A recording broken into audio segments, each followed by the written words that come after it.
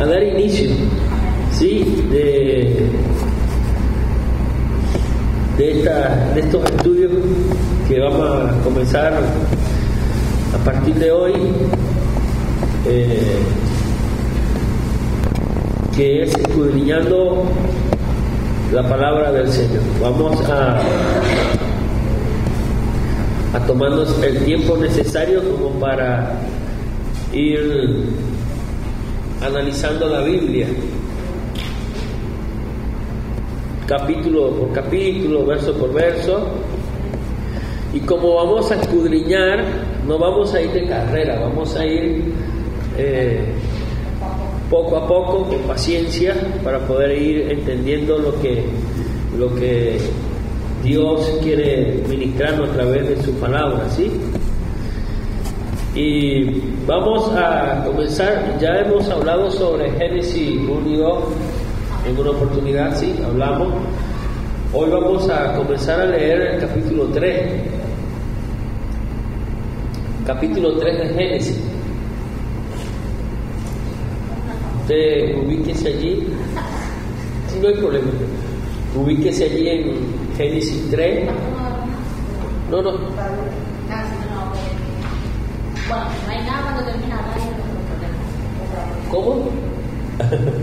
No. Bueno, Génesis capítulo 3.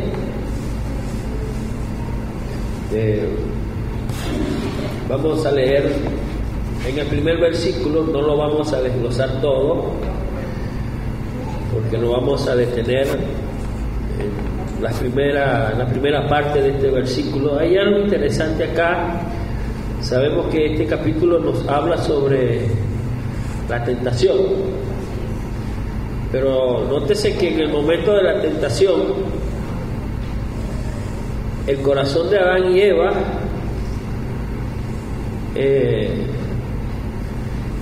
era un corazón puro de la primera pareja. Ningún principio de mal sobre el cual obrar existía en ellos. Y hubo una incitación para pecar. Y la incitación para pecar, yo quiero que note algo siempre. No podía venir sino de afuera. Porque recuérdense que cuando se presenta el momento de la tentación, ellos estaban en el estado de inocencia, ¿sí? Corazón puro, no había pensamiento de mal alguno. Pero vamos a leer Génesis capítulo 3, verso 1. ¿Lo tienen? Dice así. Nótese que comienza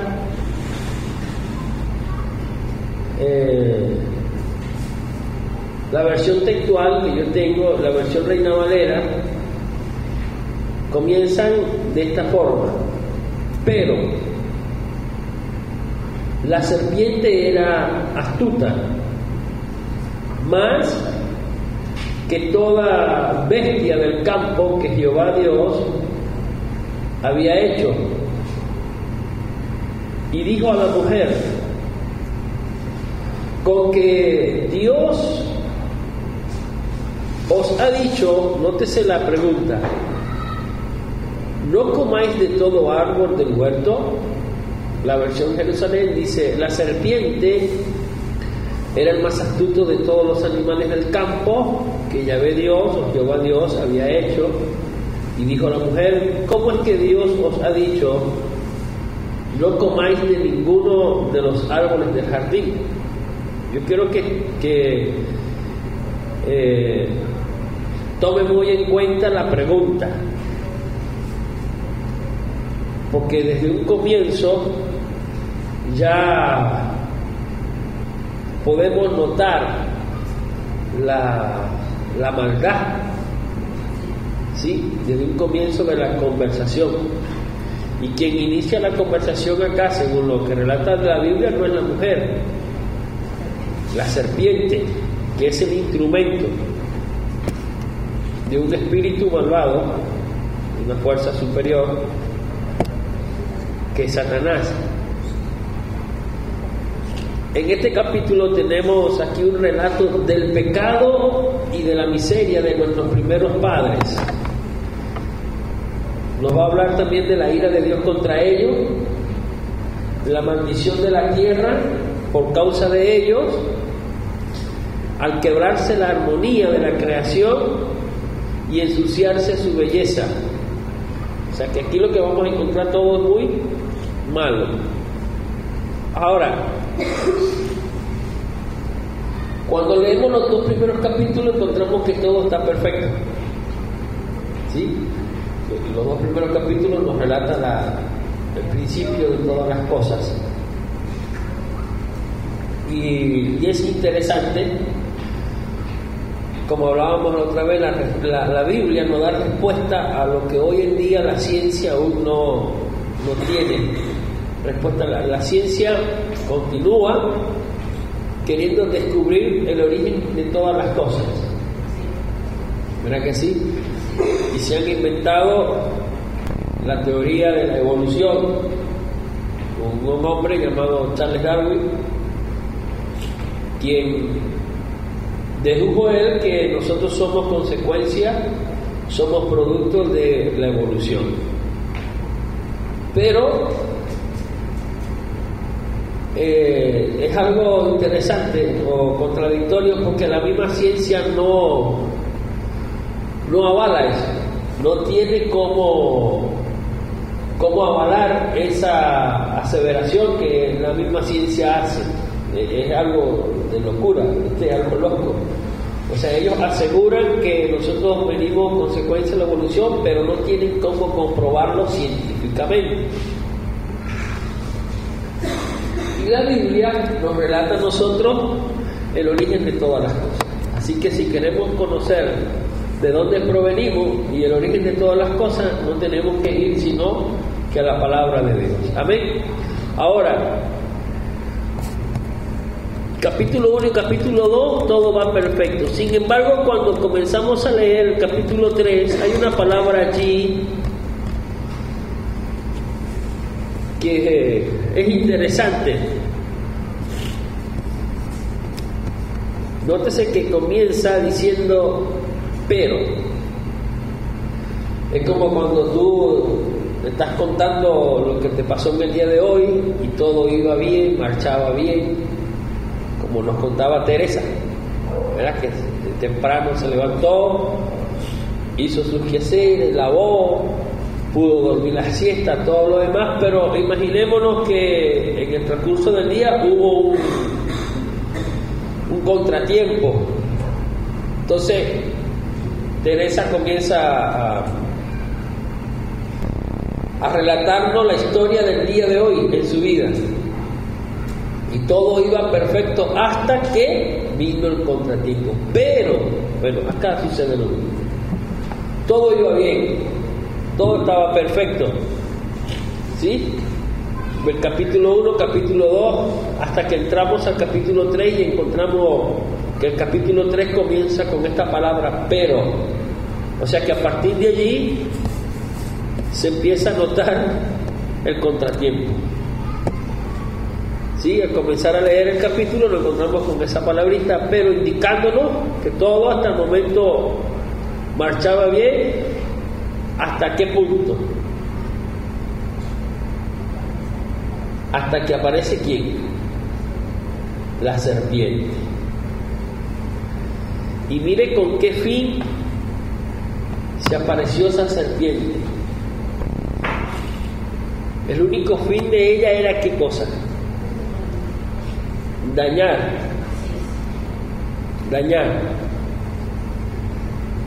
Incitando a la primera pareja. Gracias, Ruth. Incitando a la primera pareja a qué cosa.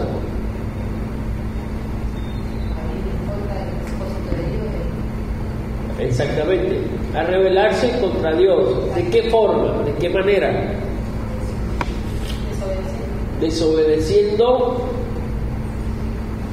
un mandamiento que Dios estableció para los hombres. Ahí lo vamos a encontrar, es algo interesante que en el segundo capítulo el Señor le dice, después que Dios crea todas las cosas, Dios le dice a Adán, le dice, puedes comer de todos los árboles, pero del árbol que está en el medio del huerto, el árbol de la ciencia del bien y del mal, Dios le prohíbe a Adán que coma de dicho árbol, ¿sí? Tanto a Adán como a Eva, ese árbol era prohibido.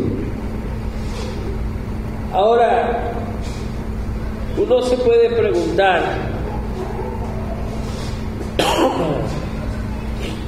¿cómo sabía la serpiente eso? Que ellos tenían esa ordenanza. Y Jesús le dice, el Señor le dice a Adán, y le declara, le dice, el día que de él coma, de ese día que coma ciertamente morirás. Hablando de la muerte no física, sino espiritual. Aunque Dios creó al hombre para que el hombre fuera eterno. La muerte vino no es consecuencia natural, sino es consecuencia del pecado. Muerte tanto la física, o sea, el hombre que está en pecado está muerto espiritualmente, y la muerte física es consecuencia de la propia maldad del hombre, ¿sí?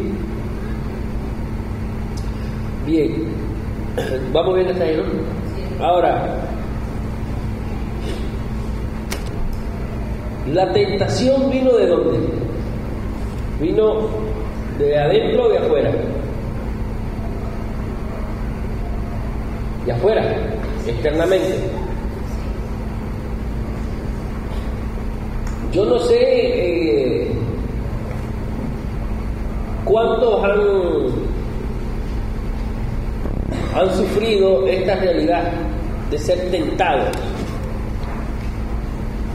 o incitados a desobedecer a Dios. Creo que todos nosotros sufrimos eso. Todos nosotros a diario sufrimos la incitación a pecar contra el Señor. ¿Y dónde trabaja el enemigo a la persona para que peque? Es la pregunta. ¿Cómo logra el enemigo convencer a alguien que desobedezca a Dios?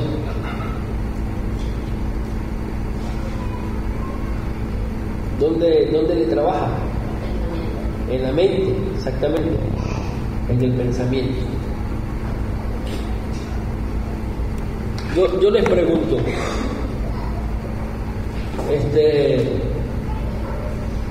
así, ¿somos incitados a pecar, sí o no? ¿Sí o no? Sí. Cuando yo hablo de ser incitado a pecar, no me refiero única y exclusivamente a dejar al marido o a dejar a la mujer y irse a un hotel con otra persona que no sea nuestro cónyuge. ¿Bien? Porque a veces nosotros decimos, no, hermano, yo... Tiene como pecado la fornicación, exactamente, o el adulterio, única exclusión. Sí, pero no es así. No es así. Yo quiero que note algo interesante. Cuán sencillo era la ordenanza de Dios, como es tan sencillo la ordenanza de Dios en nuestra vida. A ver, ¿qué le dijo Dios a Adán y Eva? No coman de este árbol. Disfruta de todos los árboles menos de este. ¿Era difícil eso? ¿No? No era difícil. No era difícil. De hecho, hay algo que me impresiona, porque el árbol estaba allí plantado en el medio del huerto. O sea que cada vez que Adán y Eva miraban el árbol, el mismo árbol daba testimonio de las palabras que Dios les había dicho. No comas. ¿Sí se entiende? El mismo árbol daba testimonio de la ordenanza del Señor. O sea que no había forma alguna de obligarse de que Dios había dicho que de ese árbol no vamos a comer, porque el mismo Dios lo señaló. Dios lo señaló al árbol.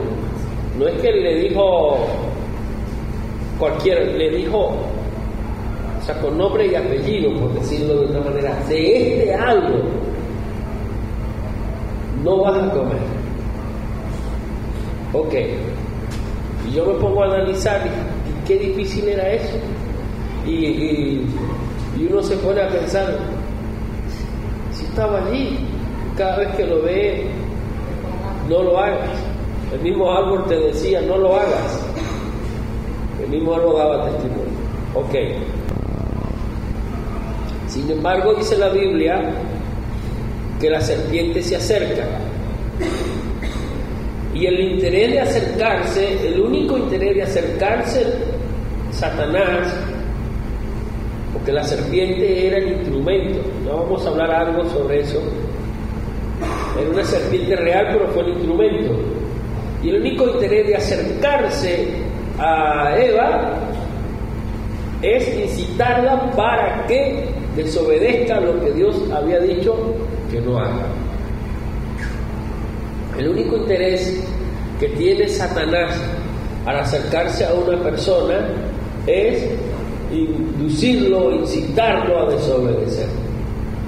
Ok, estamos bien hasta ahí, ¿no? Nótese algo.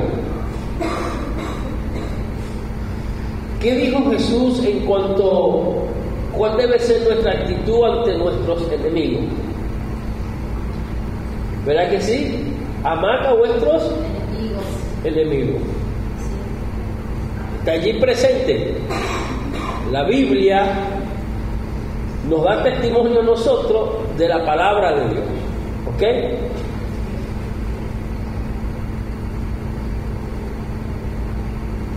Satanás está interesado en qué?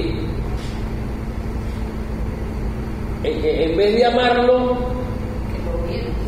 que lo odiemos y aborrezcamos a esa persona. ¿Viste? Es sencillo, ¿no?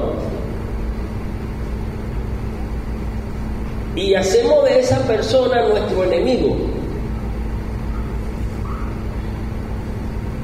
Y bueno, gracias le damos al Señor que acá no se ve, digo yo, en la congregación lo que he visto en otras congregaciones.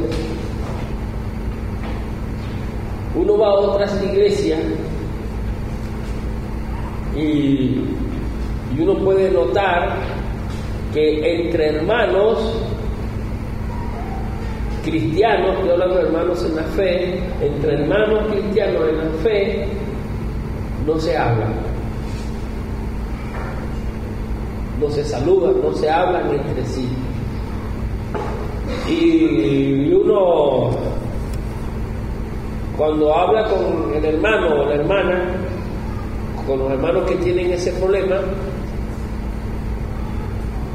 uno termina concluyendo que por una cosa pequeña, una tontera, el enemigo logró convencerlos a ellos a que desobedezcan la palabra de Dios al no perdonarse la ofensa.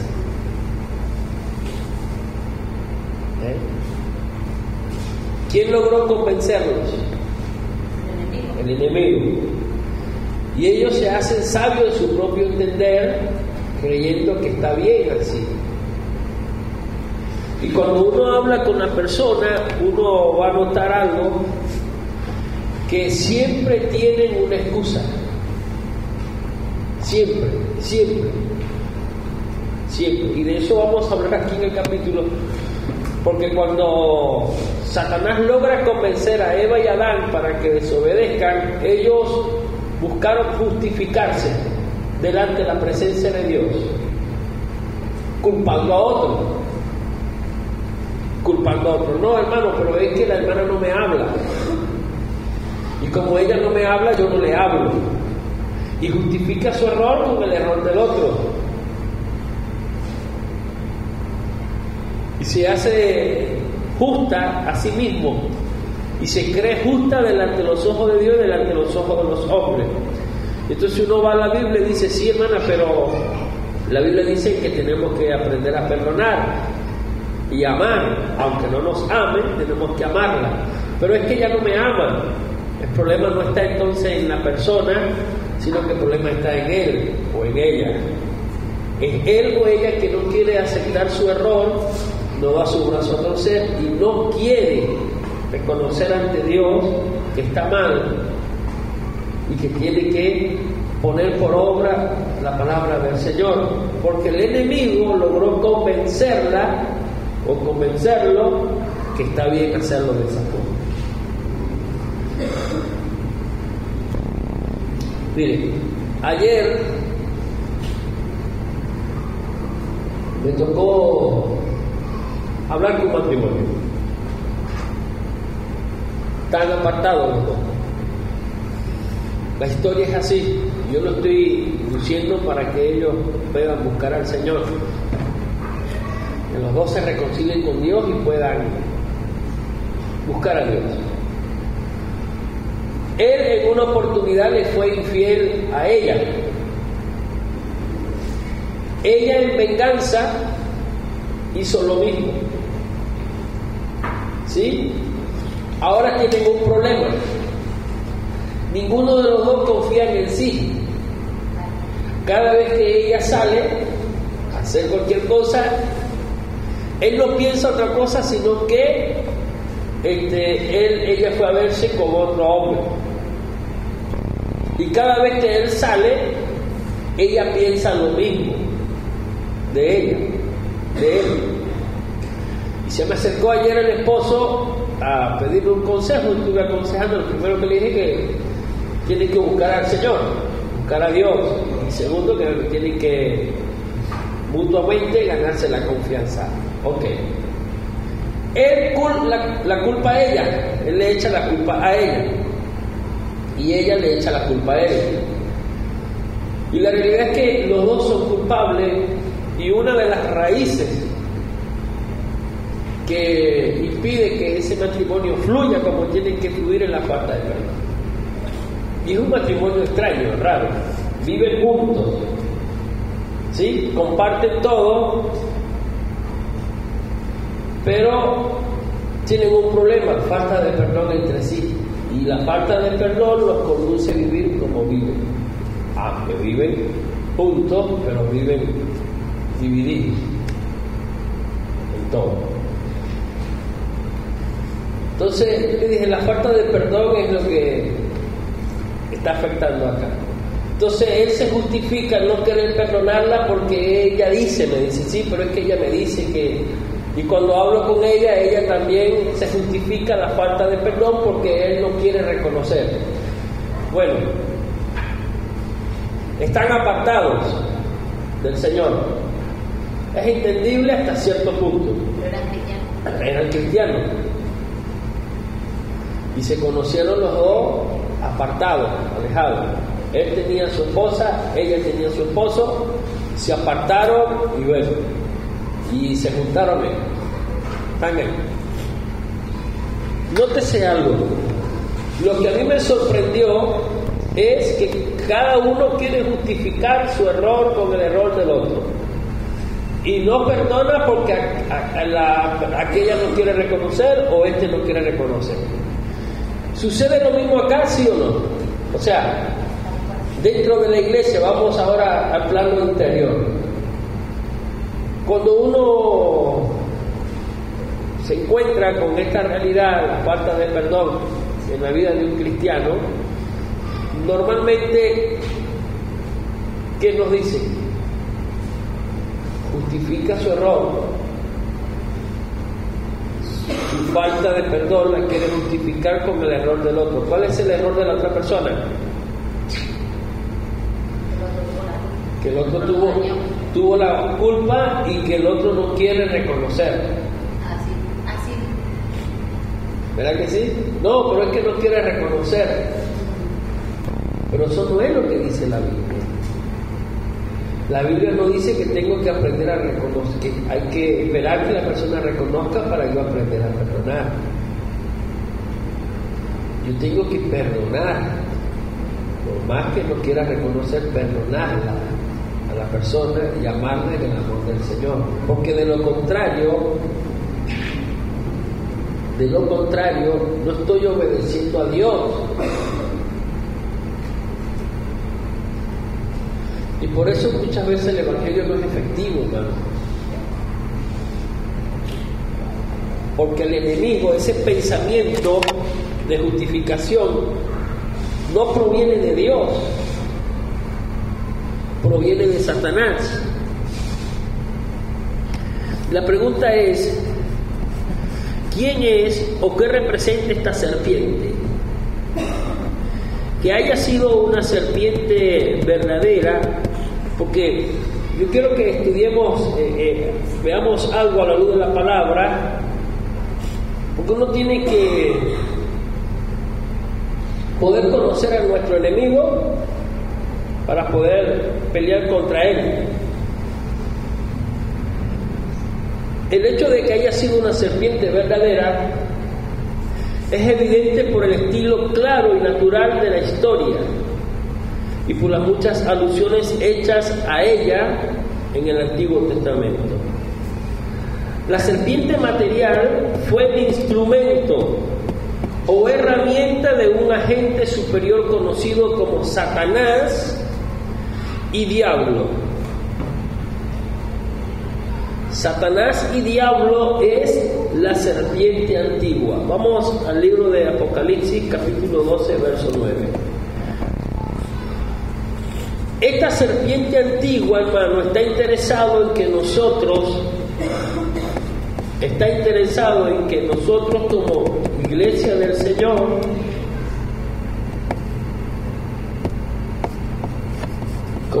del Señor aprendamos a no perdonar a nuestros semejantes o a los que nos ofenden. ¿Por qué?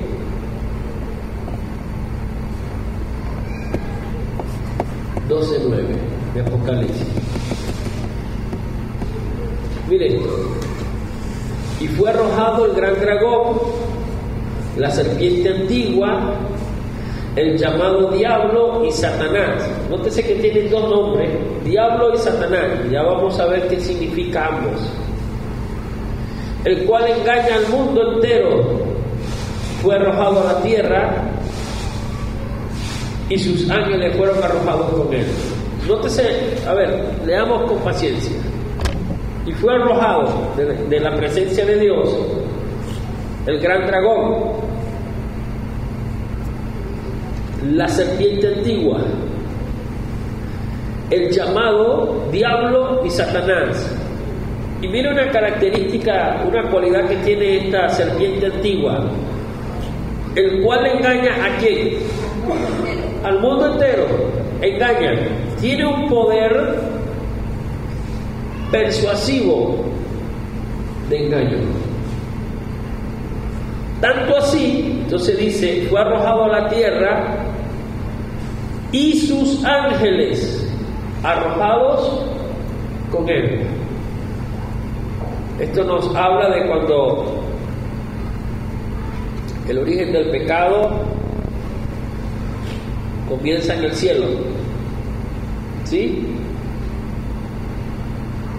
El origen del pecado en el mundo comienza con el hombre en el huerto del Edén, y el origen del pecado en el hombre comienza en el corazón. Eso lo vamos a ver más adelante, lo vamos a estudiar. El origen del pecado acá habla de la rebelión, ¿sí? Ahora nótese algo. Esta serpiente antigua, hermano, según el testimonio que nos da La versión Jerusalén dice: el seductor del mundo entero. Seduce, el engañador, el cual engaña al mundo entero. ¿Qué denota usted allí con esa palabra? Sí, pero nótese que dice el cual engaña no a uno ni dos, no a 3 ni a 4 ni a 5 ni a 100. Dice que engaña al mundo entero. ¿Ha logrado Satanás eso? ¿Engañar al mundo entero? Sí, pero antes lo que estábamos sin el Señor, Sí, también. logró engañarlo. Sí. No hay uno que se escape, porque aún de lo y es tanto así, es tanta la influencia y el poder satánico de persuasión que tiene y de convicción, que logró convencer a la tercera parte de los ángeles para que se rebelaran contra Dios. Ahora bien, no nos vamos a meter con eso para no desviarlo,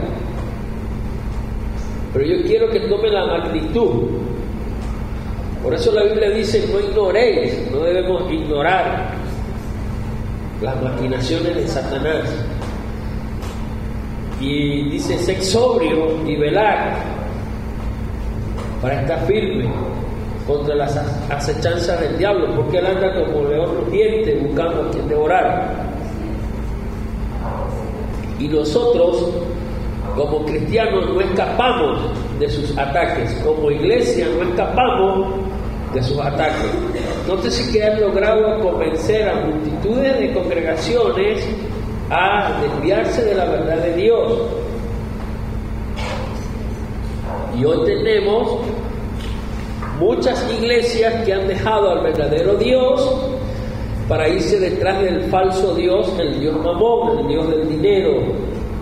Ya no se adora en muchos altares al Dios verdadero, ya desde muchos altares se adora al Dios del dinero, al Dios Mamón. Y el culto está centrado no en Jesús. El culto está centrado en muchas iglesias en el Dios Mamón. Y cuando hablo de culto, hago referencia aún hasta las alabanzas. Usted se pone a notar que aún las alabanzas que deberían de ser para exaltar el nombre de Dios, ahora en muchas de estas alabanzas que se cantan en la actualidad ya no se exalta a Jesús como Dios verdadero, ahora se exalta al Dios Mamón. Si usted se pone, usted agarra alguna letra, no digo todas las canciones, pero la gran mayoría o todas esas congregaciones donde se le rinde culto al Dios Mamón, todas las alabanzas están dirigidas a ese Dios. Mi pregunta es: ¿quién logró convencernos a estas congregaciones?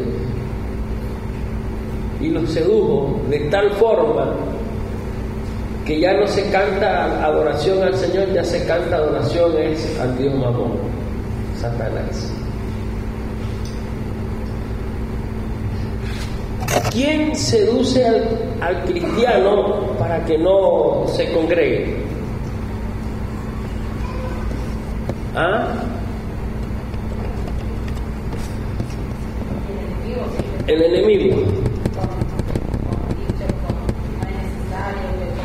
Ajá.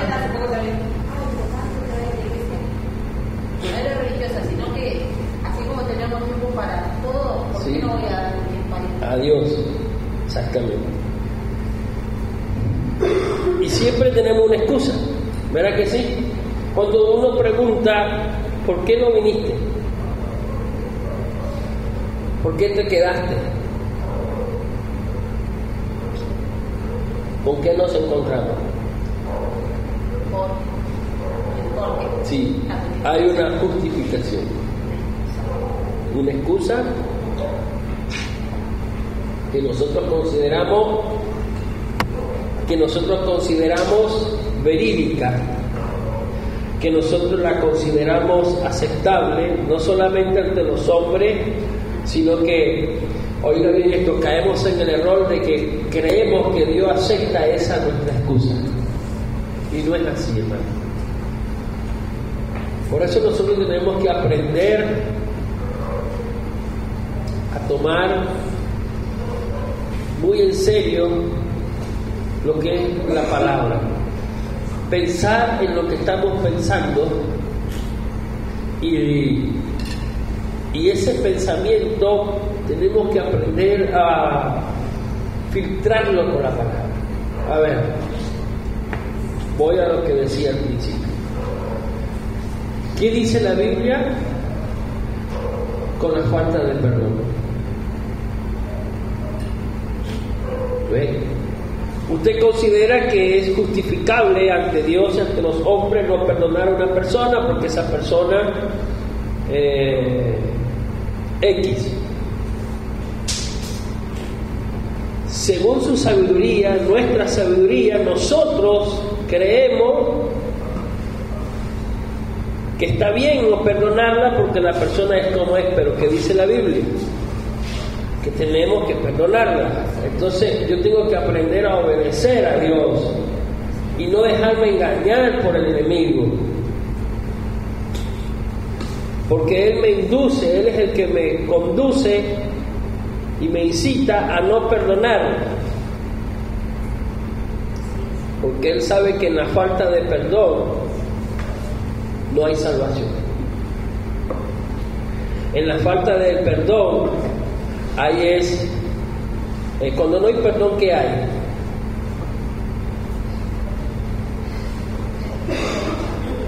Hay amargura, raíz de amargura, hay odio hacia la persona. No obra Dios. Exactamente, no obra el Señor. Pero nótese algo, hay una raíz de amargura contra esas personas.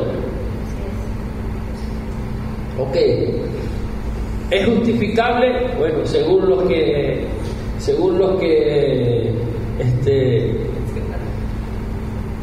aplican esta falta de perdón en su vida, sí. Pero ¿qué dice la Biblia? Que sin mancha y sin arruga nadie verá al Señor. Y la falta de perdón es una mancha en nuestra vestidura espiritual. Es una mancha.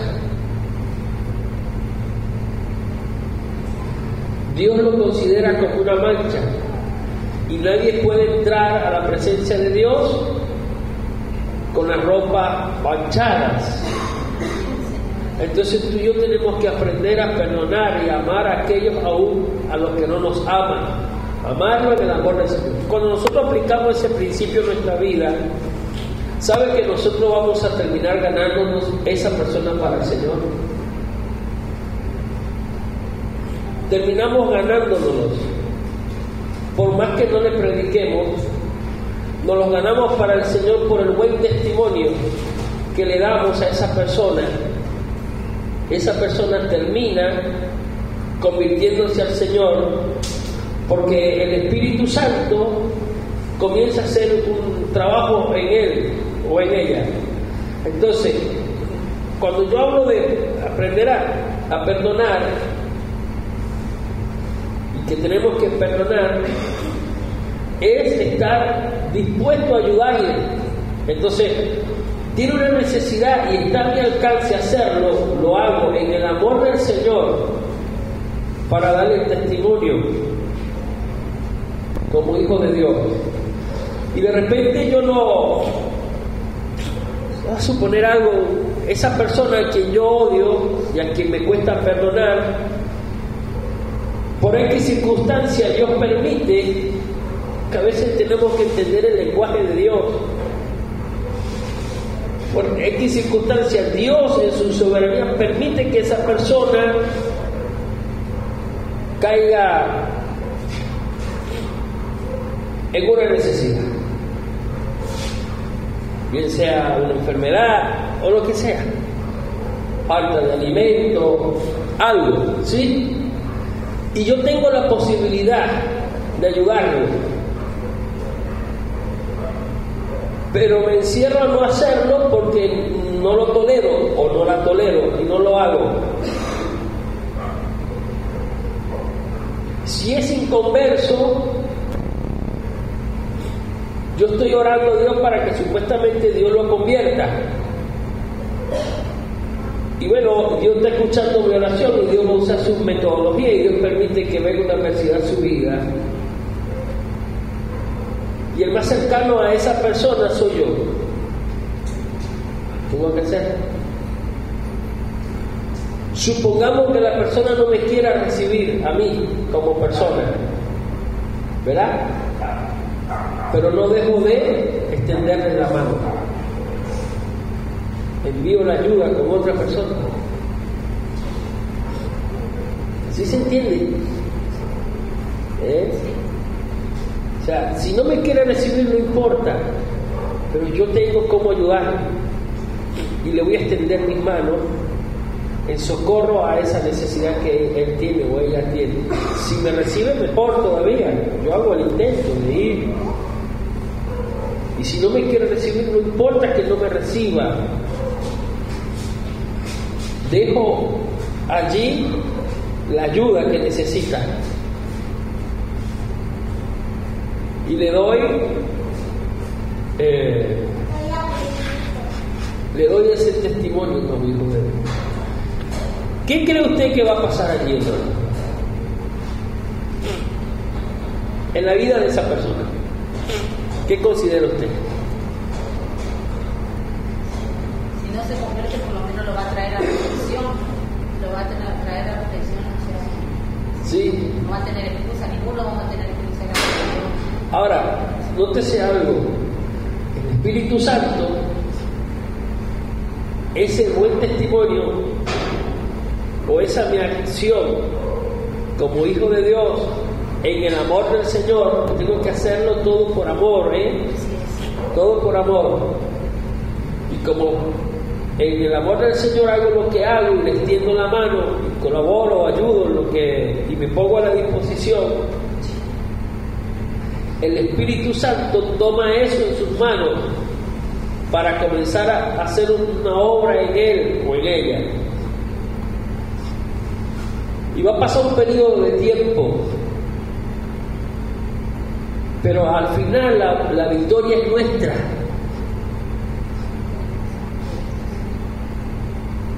Al final vamos a ver la victoria nuestra contra los poderes de las tinieblas que oprimían esa vida y nos hacían la vida imposible. Porque donde llega la luz, las tinieblas se van. ¿Viste? Donde hay luz, no hay tinieblas.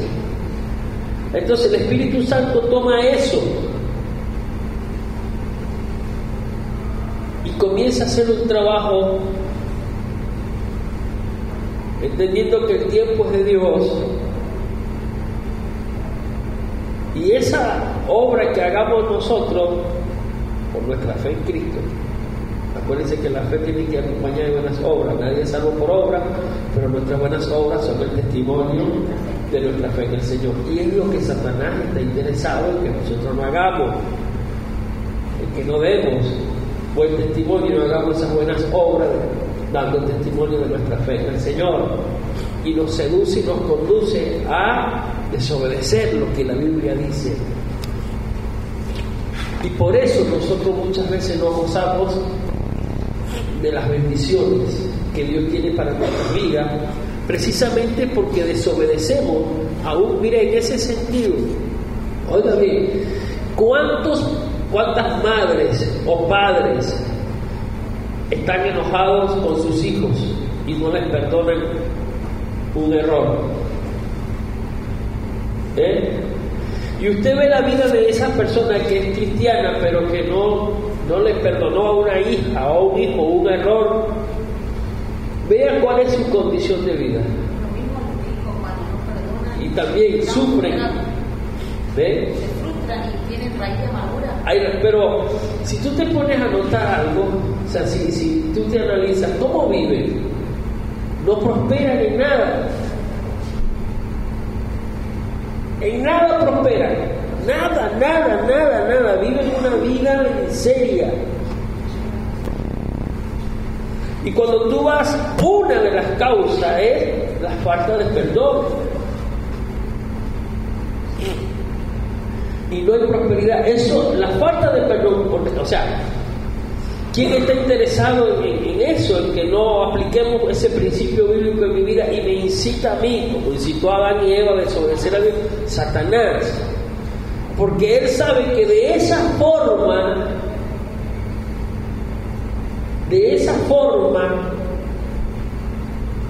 no tengo derecho de cómo reclamarle a Dios nada. No tengo derecho a reclamarle a Dios nada. Y si yo le reclamo a Dios de por qué sufro lo que sufro y vivo como vivo, Dios lo único que me puede responder a mí es porque le estoy desobedeciendo. Y uno dice, pero Señor, ¿en qué te desobedezco? Si yo soy fiel al culto,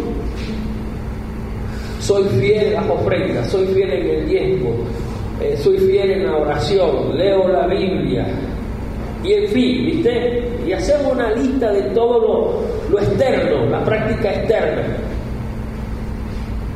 Y lo interno no lo tomamos en cuenta. Y entonces nosotros le damos importancia a la práctica externa, pero no lo interno. Y Dios al contrario, Dios le da importancia a las dos, pero Dios pesa más que cosas, lo interno del corazón que lo externo. Les cuento, yo en estos días Hay muchos que hacen obras pero no son salvos, claro, nadie se salva por las obras. Por eso nosotros tenemos que tener bien en claro, nuestras obras tienen que ser el buen testimonio de nuestra fe en Cristo. Entonces, el perdonar es una obra de la fe en el Señor, y más que una obra estamos obedeciendo lo que Dios estableció en mi vida. Entonces Satanás está interesado en que yo no lo haga, porque él sabe que de esa forma, viviendo de esa forma, no puedo alcanzar nada, no prospero en ningún sentido, y vivo enfermo espiritualmente, materialmente y físicamente. Entonces, al yo aplicar ese principio en mi vida de perdonar, como estoy obedeciendo, la bendición de Dios fluye. Y estoy hablando simplemente del perdón nada más,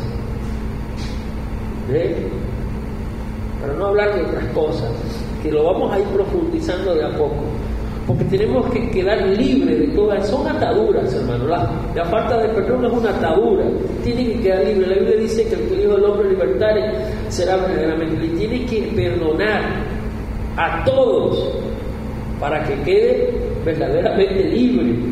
Dice que la verdad os hará libre. Entonces tenemos que aprender a aplicar ese principio en nuestra vida de perdón, obedeciendo a Dios, no escuchando la voz de Satanás. Porque si no perdonamos, no estamos escuchando la voz de Dios, estamos escuchando la voz del enemigo. Y para concluir, vamos al Salmo 71:13. La palabra Satanás habla de adversario.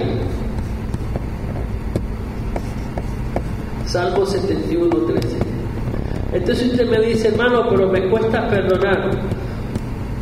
Con la ayuda de Dios podemos perdonar. Ahora, para que se nos haga fácil perdonar, ¿qué necesitamos?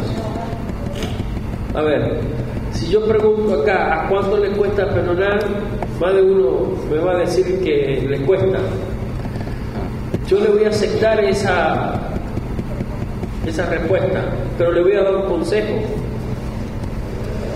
Usted necesita aprender a perdonar por más que le cueste. Y usted dice, no puedo. Pero la Biblia dice que no es con nuestras fuerzas, sino con las del Señor. Entonces, para yo poder aprender a perdonar y que se me haga fácil el poder perdonar, ¿qué necesito? Pero para que Dios me dé fortaleza, ¿y qué necesito hacer? Sí, pero, a ver, ¿sabemos que hay que perdonar? Sí. Ahora, ¿cuesta? Sí. ¿Sabemos que la Biblia demanda que hay que perdonar? Sí, ¿verdad que sí?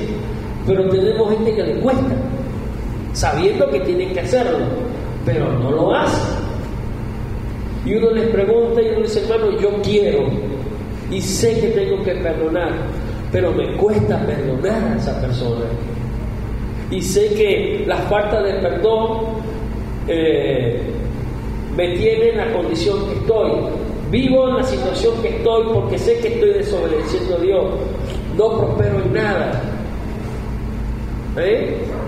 No puedo reclamarle a Dios ninguna de sus promesas porque ¿cómo hago? Si sé que es consecuencia de mi propia maldad, de la falta de perdón. Toda desobediencia, todo pecado tiene consecuencias. Entonces, estoy sufriendo una consecuencia X, vivo enfermo, vivo lo que sea. Sé que es esto. Ahora, usted necesita perdonar. No podemos obligarla, ¿verdad que no? Porque entonces no sería perdón. ¿Qué necesito para que pueda perdonar aún al más odiado en mi vida? Es sencillo. Yo no tengo que hacer nada. No tengo que hacer ningún esfuerzo propio, esa fuerza humana. ¿Qué tengo que hacer si me cuesta perdonar? Ir al Señor y decirle a Dios, me cuesta ayudar. Ser espontáneo en ese sentido. Señor, yo quiero perdonar. Yo quiero aprender a perdonar, pero me cuesta. Sin ti no puedo. O sea, yo le estoy diciendo a Dios en otras palabras, dependo de ti, Señor. No son mis propias fuerzas, son tus propias fuerzas. Entonces, para yo poder aplicar ese principio bíblico, como dice Ruth, y obedecer eso, necesito la fuerza del Señor. Pero para que venga la fuerza de Dios y la intervención de Dios a través del Espíritu Santo en mi vida, yo necesito ser sincero con Dios y no tratar de ocultar eso. Tengo que ir al Señor y decirle a Dios de corazón abierto, Señor, quiero perdonar, me cuesta perdonar, ayúdame, necesito de la asistencia tuya, Señor, a través del Espíritu Santo en mi vida para perdonar. Porque la falta de perdón me enferma. La falta de perdón trae raíz de amargura. Y la amargura es una mancha en mi vestidura. Y quiero ser salvo. Quiero ser salva. Y más que eso, por interés, necesito hacerlo. Por amor al Señor. Salmo 71:3 y terminamos. Este es David, que está haciendo una oración y dice: sean avergonzados y perezcan quienes, los adversarios de qué, de mi alma, sean cubiertos de vergüenza y confusión los que procuran qué cosa. Bueno, el interés de Satanás es precisamente qué cosa, procurar nuestro mal, no nuestro bien. No nuestro bien. El texto habla de la realidad de los poderes de las tinieblas que se oponen a una persona que quiere vivir para Dios. ¿Qué procuran el enemigo? El mal de nuestra alma, la destrucción de nuestra alma en el lugar de condenación. Entonces él se presenta no para aconsejarnos bien, sino para darnos un mal consejo en contra de la palabra del Señor, como por ejemplo esto. Mire, hermano, concluyo. Todo lo que venga a su mente, todo pensamiento que venga a su mente, sépase esto: todo pensamiento que venga a su mente que va en contra de la palabra de Dios no proviene de Dios ni del Espíritu Santo, procede de Satanás. Ahora, el problema no está en el pensamiento. El problema está en que nosotros no debemos darle lugar a ese pensamiento. Si le damos lugar al pensamiento en nuestra vida, entonces no estamos velando, no estamos escuchando la voz de Dios y estamos desobedeciendo a Dios y terminamos obedeciendo a Satanás. Y él lo único que está interesado es procurar el mal de nuestra alma, la destrucción repentina. Él está interesado en que tú y yo no obedezcamos a Dios en ningún sentido de la palabra, como por el ejemplo que pusimos ahorita, porque él sabe que un creyente viviendo de esa forma, hermano, un creyente así, con la falta de perdón en su vida y todo lo demás, no tiene autoridad alguna contra los poderes de la tierra. Un creyente así no puede crecer. Necesita ser libre de esa atadura para poder crecer espiritualmente, ministerialmente, como esposo, como esposa, como empleado, como empleada, como comerciante, como negociante, en fin, como estudiante. ¿Se entiende? Y sobre todo, como hermano en Cristo Jesús. Así que, a partir de hoy, aprendamos a obedecer a Dios en ese sentido. Si usted considera que le cuesta perdonar, vaya al Señor. No se apresure. Yo no le quiero decir salga corriendo ahorita y vaya a perdonar. No, porque sería emoción. Ahora, si siente hacerlo, y tú lo haces. Si no lo siente hacer, no se angustie tampoco por eso, pero no se duerma en eso. Vaya al Señor, ore a Dios y pídale a Dios el momento justo, el tiempo. Sabe que vaya y traiga, no estoy de acuerdo con eso. Yo viví una experiencia en el Señor, en una administración donde se llamaban gente para que se perdonaran y resulta ser que era peor el remedio que la enfermedad. Obra buenamente, no dejaron que Dios obre realmente. Dejen que Dios obre en su vida, pero seamos sinceros con el Señor. Necesito, Señor, perdón. Dios va a obrar en su vida de tal forma que el mismo Espíritu Santo le va a guiar. Y Dios le va a dar el tiempo, el momento. De repente va a llegar un día cuando usted esté solo o sola con esa persona, y ese va a ser el momento de Dios. ¿Sí? Entonces, aprendamos a qué. A obedecer al Señor. Nótese que la serpiente se acercó con el único fin de incitar a Eva y a Adán a desobedecer a Dios. No nos permitamos que el enemigo se acerque a incitarnos y terminemos obedeciendo, como Adán y Eva, para que vengan las consecuencias. Porque Él lo que procura es nuestro mal, el mal de nuestra alma, la destrucción de nuestra alma en el lugar de condenación eterna. Satanás habla de adversario. Salmo 71, 13. El sábado continuamos la enseñanza. Vamos a desglosar qué quiere decir diablo. Y seguimos ahí vamos a entrar en la táctica del enemigo, cómo obró, ¿sí? Para lograr convencer. Oramos.